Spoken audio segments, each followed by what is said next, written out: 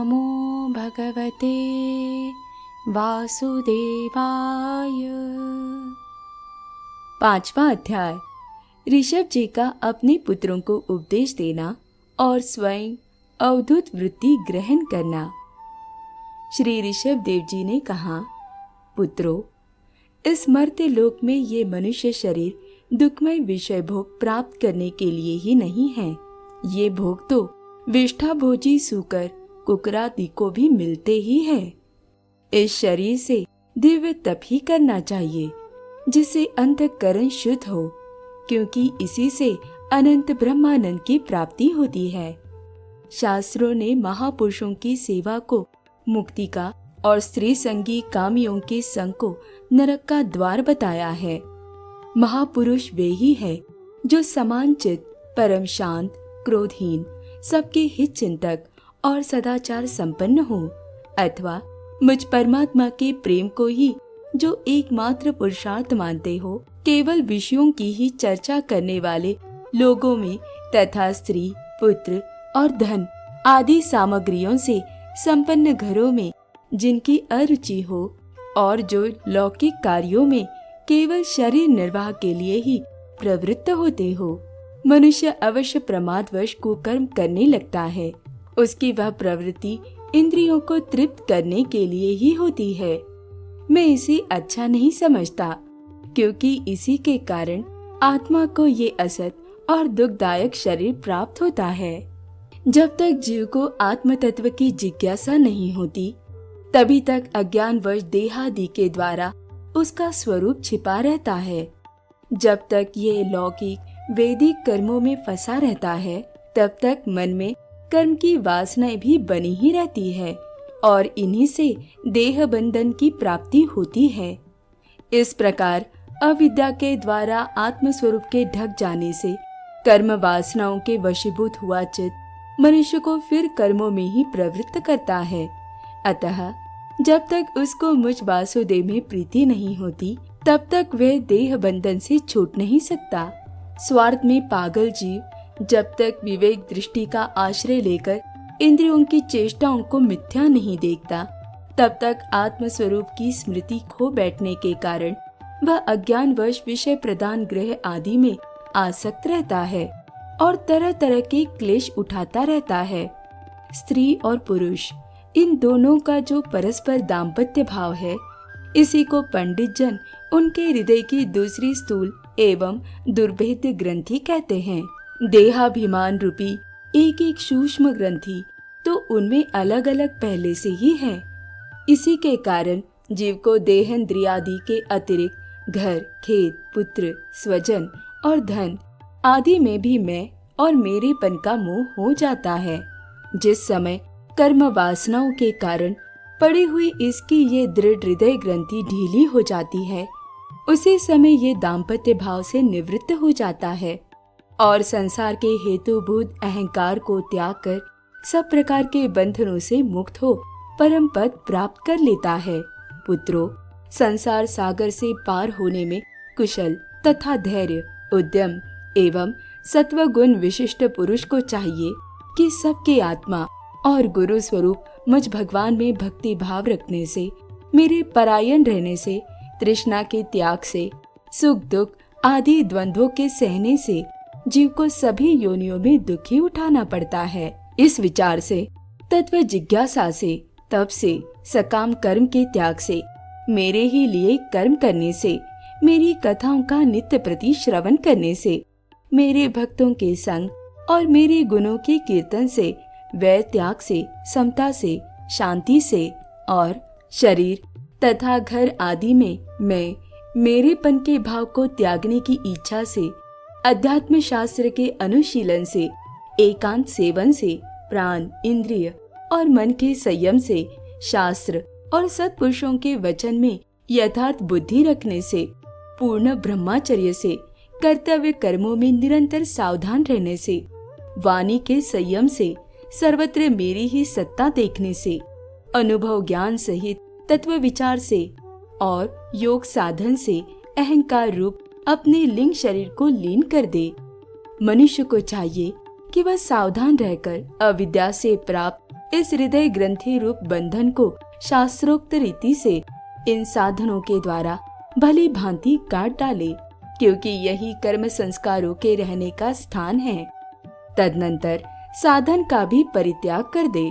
जिसको मेरे लोक की इच्छा हो अथवा जो मेरे अनुग्रह की प्राप्ति को ही परम पुरुषार्थ मानता हो, वह राजा हो तो अपनी अबोध प्रजा को, गुरु अपने शिष्यों को और पिता अपने पुत्रों को ऐसी ही शिक्षा दे।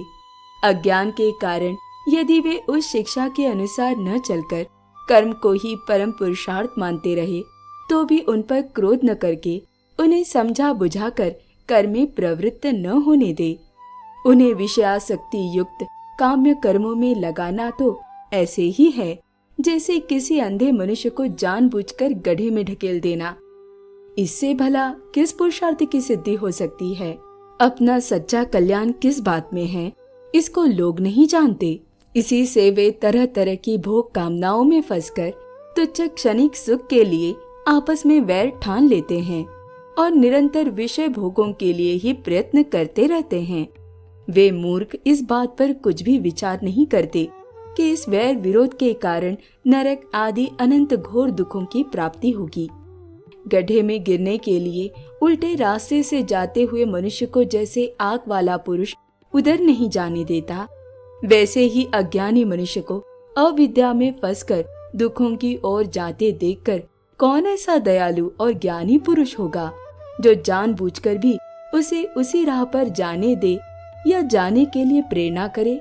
जो अपने प्रिय संबंधी को भगवत भक्ति का उपदेश देकर मृत्यु की फांसी से नहीं छुड़ाता, वह गुरु गुरु नहीं है, स्वजन स्वजन नहीं है, पिता पिता नहीं है, माता माता नहीं है, इष्ट देव नहीं है और पति पति नहीं है।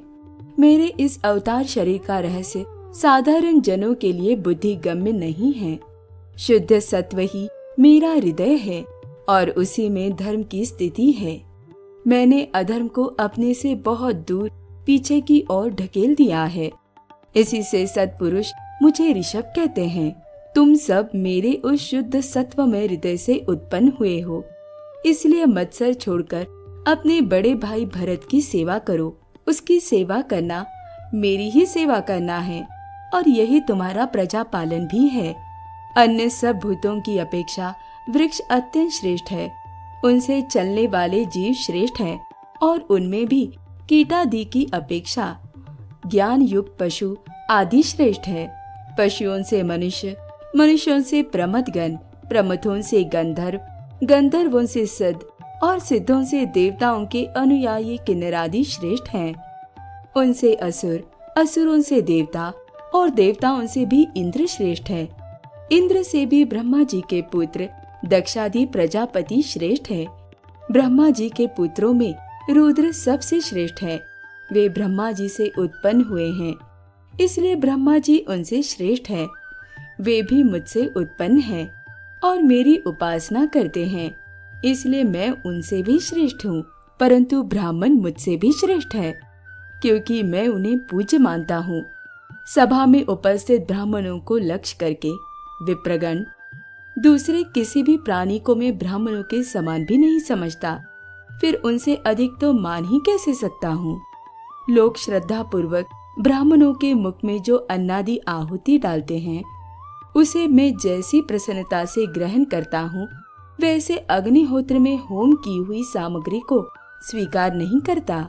जिन्होंने इस लोक में अध्ययनादि के द्वारा मेरी वेद रूपा अति सुंदर और पुरातन मूर्ति को धारण कर रखा है, तथा जो परम पवित्र सत्वगुण, शम, दम, सत्य, दया, तप, तितिक्षा और ज्ञानादि 8 गुणों से संपन्न है, उन ब्राह्मणों से बढ़कर और कौन हो सकता है। मैं ब्रह्मादि से भी श्रेष्ठ और अनंत हूँ। मैं ब्रह्मादि से भी श्रेष्ठ और अनंत हूँ तथा स्वर्ग मोक्ष आदि देने की भी सामर्थ्य रखता हूँ। किंतु मेरे अकिंचन भक्त ऐसे निष्प्रिय होते हैं कि वे मुझसे भी कभी कुछ नहीं चाहते। फिर राज्यादि अन्य वस्तुओं की तो वे इच्छा ही कैसे कर सकते हैं। पुत्रों, तुम संपूर्ण चराचर भूतों को मेरा ही शरीर समझकर शुद्ध बुद्धि से पद पद पर उनकी सेवा करो। यही मेरी सच्ची पूजा है। मन, वचन, दृष्टि तथा अन्य इंद्रियों की चेष्टाओं का साक्षात फल मेरा इस प्रकार का पूजन ही है। इसके बिना मनुष्य अपने को महामोहमय कालपाश से छुड़ा नहीं सकता। श्री सुखदेव जी कहते हैं, राजन, ऋषभ देव जी के पुत्र यद्यपि स्वयं ही सब प्रकार सुशिक्षित थे, तो भी लोगों को शिक्षा देने के उद्देश्य से महाप्रभावशाली परम सूरत भगवान ऋषभ ने उन्हें इस प्रकार उपदेश दिया। ऋषभ देव जी के 100 पुत्रों में भरत सबसे बड़े थे। वे भगवान के परम भक्त और भगवत भक्तों के परायण थे। ऋषभ देव जी ने पृथ्वी का पालन करने के लिए उन्हें राजगद्दी पर बैठा दिया और स्वयं उपशमशील निवृत्ति परायण महामुनियों के भक्ति, ज्ञान और वैराग्य रूप परम हंसोचित धर्मों की शिक्षा देने के लिए बिल्कुल विरक्त हो गए। केवल शरीर मात्र का परिग्रह रखा और सब कुछ घर पर रहते ही छोड़ दिया। अब वे वस्त्रों का भी त्याग करके सर्वथा दिगंबर हो गए। उस समय उनके बाल बिखरे हुए थे, उन्मत्त का सा वेश था। इस स्थिति में वे आहवनीय अग्निहोत्र की अग्नियों को अपने में ही लीन करके सन्यासी हो गए और ब्रह्मवर्त देश से बाहर निकल गए। वे सर्वथा मौन हो गए थे। कोई बात करना चाहता तो बोलते नहीं थे। जड़, अंधे, बहरे, गूंगे, पिशाच और पागलों की सी चेष्टा करते हुए वे अवधूत बने जहाँ तहाँ विचरने लगे। कभी नगरों और गांवों में चले जाते तो कभी खानों, किसानों की बस्तियों, बगीचों, पहाड़ी गांवों, सेना की छावनियों, गौशालाओं, अहीरों की बस्तियों और यात्रियों की टिकने के स्थानों में रहते। कभी पहाड़ों, जंगलों और आश्रम आदि में विचरते।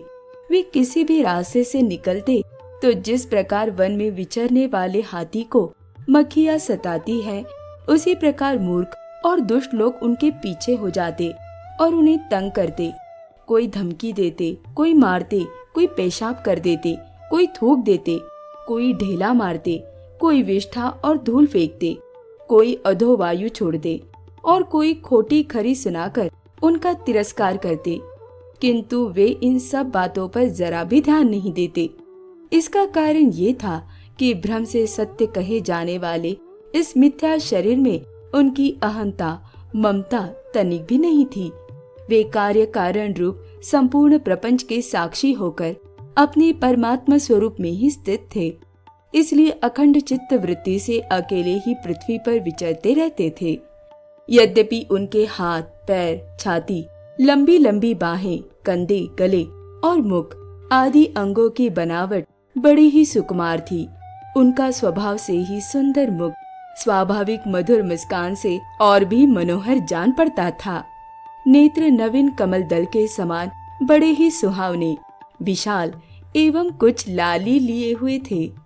उनकी पुतलियां शीतल एवं संतापहारिणी थी। उन नेत्रों के कारण वे बड़े मनोहर जान पड़ते थे। कपोल, कान और नासिका छोटे बड़े न होकर समान एवं सुंदर थे तथा उनके अस्फुट हास्य युक्त मनोहर मुखारविंद की शोभा को देखकर पुर नारियों की चित्त में कामदेव का संचार हो जाता था। तथापि उनके मुख के आगे जो भूरे रंग की लंबी लंबी घुंघराली लटें लटकी रहती थी, उनके महान भार और अवधूतों के समान धूली धूसरे देह के कारण वे ग्रहग्रस्त मनुष्य के समान जान पड़ते थे। जब भगवान ऋषभ देव ने देखा कि यह जनता योग साधन में विघ्न रूप है और इससे बचने का उपाय भीभत्स वृत्ति से रहना ही है, तब उन्होंने अजगर वृत्ति धारण कर ली। वे लेटे ही लेटे खाने पीने, चबाने और मलमूत्र त्याग करने लगे। वे अपने त्यागे हुए मल में लोट लोट कर शरीर को उससे सान लेते, किंतु उनके मल में दुर्गंध नहीं थी, बड़ी सुगंध थी और वायु उस सुगंध को लेकर उनके चारों ओर 10 योजन तक सारे देश को सुगंधित कर देती थी। इसी प्रकार गौ, मृग, काकादि की वृत्तियों को स्वीकार कर वे उन्हीं के समान कभी चलते हुए, कभी खड़े खड़े, कभी बैठे हुए और कभी लेटे लेटे ही खाने पीने और मलमूत्र का त्याग करने लगते थे। परीक्षित, परमहंसों को त्याग के आदर्श की शिक्षा देने के लिए इस प्रकार मोक्षपति भगवान ऋषभदेव ने कई तरह की योगचर्याओं का आचरण किया। वे निरंतर सर्वश्रेष्ठ महान आनंद का अनुभव करते रहते थे। उनकी दृष्टि में निरुपाधिक रूप से संपूर्ण प्राणियों के आत्मा अपने आत्म स्वरूप भगवान वासुदेव से किसी प्रकार का भेद नहीं था। इसलिए उनके सभी पुरुषार्थ पूर्ण हो चुके थे। उनके पास आकाश गमन, मनोजवित्व, मन की गति के समान ही शरीर का भी इच्छा करते हुए सर्वत्र पहुंच जाना, अंतर्धान, परकाय प्रवेश, दूसरे के शरीर में प्रवेश करना, दूर की बातें सुन लेना और दूर के दृश्य देख लेना आदि सब प्रकार की सिद्धियां अपने आप ही सेवा करने को आई, परंतु उन्होंने उनका मन से आदर या ग्रहण नहीं किया। ओम नमो भगवते वासुदेवाय।